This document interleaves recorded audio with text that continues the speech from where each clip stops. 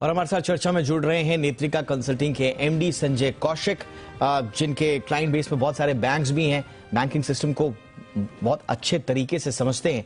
उनसे हम समझने की कोशिश करते हैं कि ये फ्रॉड के मामले आखिर कब रुकेंगे। बहुत बहुत स्वागत है संजय जी आपका हमारे शो पर। कारण क्या है सर, इतना बड़ा इकोनॉमी का लोड पड़ रहा है, 100 करोड़ रोजाना पिछले 7 सालों से, कारण क्या है जो हम रोक नहीं पा रहे हैं?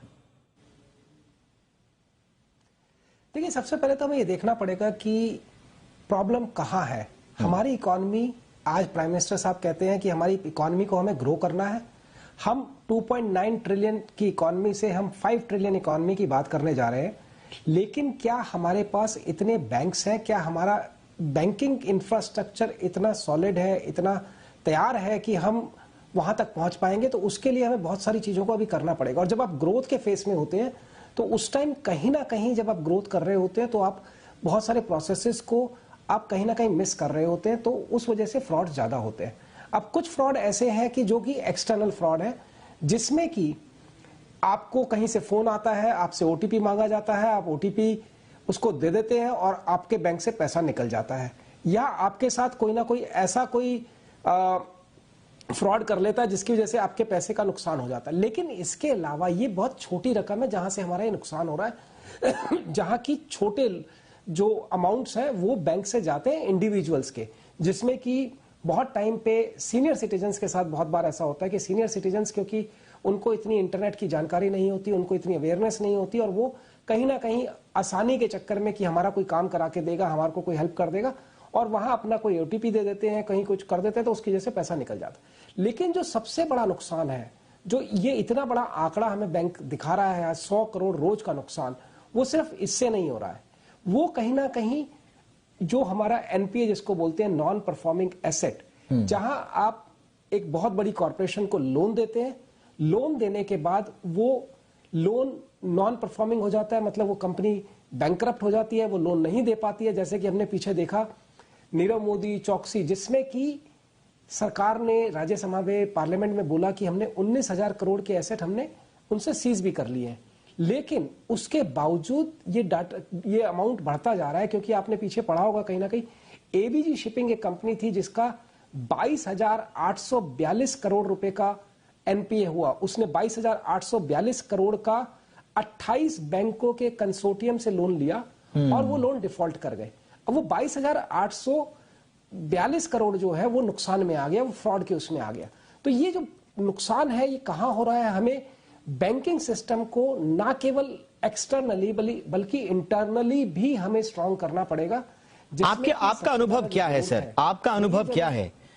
ये बैंकिंग फ्रॉड जो हैं और ये जो इकोनॉमी पर इतना बड़ा बोझ पड़ रहा है, 100 करोड़ का रोजाना नुकसान हो रहा है, ये फ्रॉड्स किससे रिलेटेड है? क्या आप इसको स्पष्ट कर पाएंगे या हम लोग स्पष्ट कर पाने की स्थिति में हैं?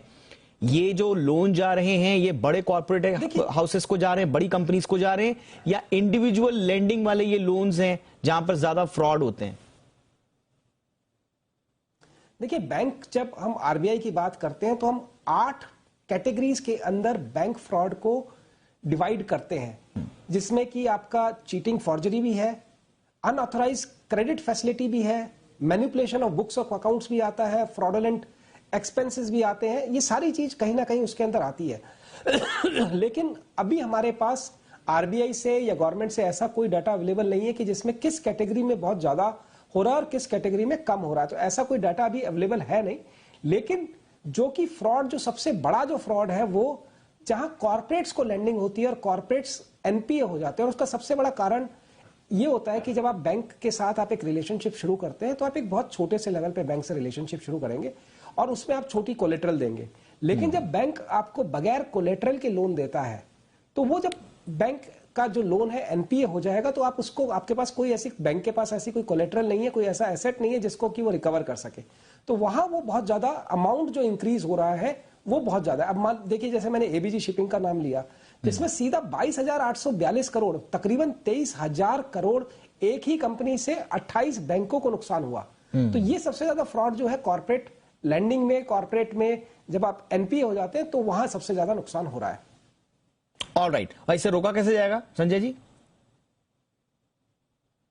देखिए, इसको रोकने के लिए जो सबसे बड़ा कदम जब उठाते हैं तो बैंक बहुत कुछ काम कर रहे हैं, आरबीआई की गाइडलाइंस बहुत स्ट्रांग है, गवर्नमेंट बहुत काम कर रही है, लेकिन जो सबसे बड़ा इसका जो तरीका इसको रोकने का वो है कि आप जिसने लोन दिया है उसको आप अकाउंटेबल बनाइए, उसको रिस्पॉन्सिबल बनाइए।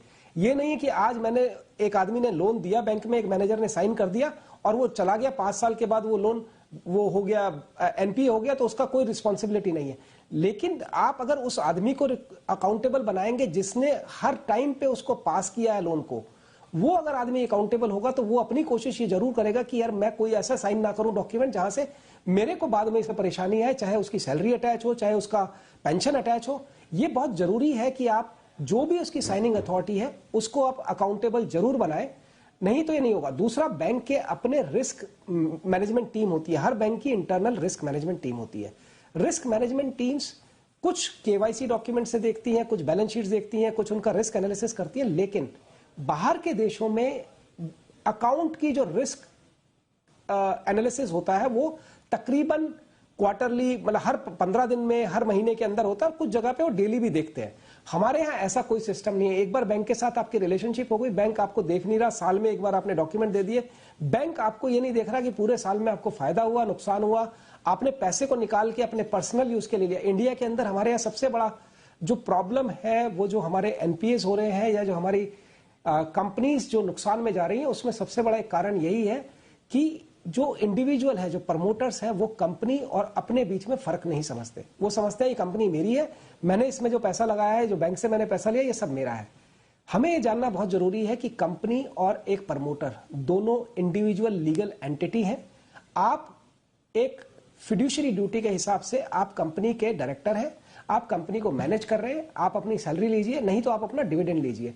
बहुत जगह ऐसा होता है कि प्रमोटर जो है सारा पैसा अपने, जैसे उसके पास बैंक से पैसा आया, सबसे पहले उसने पैसा निकाला, एक बढ़िया सी गाड़ी ले ली, उसने एक बढ़िया सा फार्म हाउस ले लिया, वो कंपनी में तो लगा नहीं। जब वो पैसा कंपनी में नहीं लगेगा तो वो कंपनी उसको रीपे कैसे करेगी? जब रीपे नहीं कर पाएगी तो नुकसान होगा, क्योंकि आप इंटरेस्ट पे इंटरेस्ट देते जाएंगे। तो वो चीजें हैं जो स्टॉप करनी है। तो 3-4 आइटम्स हैं जिनको इसकी वजह से स्टॉप करना पड़ेगा। बिल्कुल। और 2 कैटेगरी हैं बैंकिंग फ्रॉड के। एक जो एक आम आदमी के साथ जो फ्रॉड हो जाता है, उसके साथ अलग अलग तरीकों से फ्रॉड किया जाता है, और दूसरा जो बैंक्स के साथ फ्रॉड हो रहा है। ये जो नुकसान हो रहा है, इसमें बड़ा चंक जो बैंक्स के साथ फ्रॉड हो रहा है उसका है। इंडिविजुअल लोगों के साथ जो फ्रॉड्स होते हैं उसके लिए आपको याद होगा आरबीआई ने कुछ दिनों पहले एक बुकलेट भी निकाली थी कि आपके साथ बैंकिंग धोखाधड़ी ना हो उसके लिए आपको क्या क्या करना है। लेकिन बैंकों को अपने साथ धोखाधड़ी रोकने के लिए क्या करना है, इस पर भी आरबीआई को कुछ ना कुछ आगे काम करना होगा। किया भी जा रहा है, सरकार भी कह रही है कि जो रिपोर्टिंग हो रही है इस तरह के केसेस की वो ज्यादा हो रही है, प्रिवेंशन वाले जो मेजर्स हैं वो उठाए जा रहे हैं, और इस तरह के इंसिडेंट्स धीरे धीरे एयर ऑन एयर जो है वो डिक्रीज हो रहे हैं। लेकिन 100 करोड़ एक बड़ा अमाउंट है और इससे पूरी इकॉनमी को नुकसान हो रहा है, इसे जल्द से जल्द रोका जाना चाहिए। बहुत बहुत शुक्रिया, आपने हमारे लिए वक्त निकाला सर, और इतनी महत्वपूर्ण विश्लेषण दिया, आपका बहुत बहुत शुक्रिया।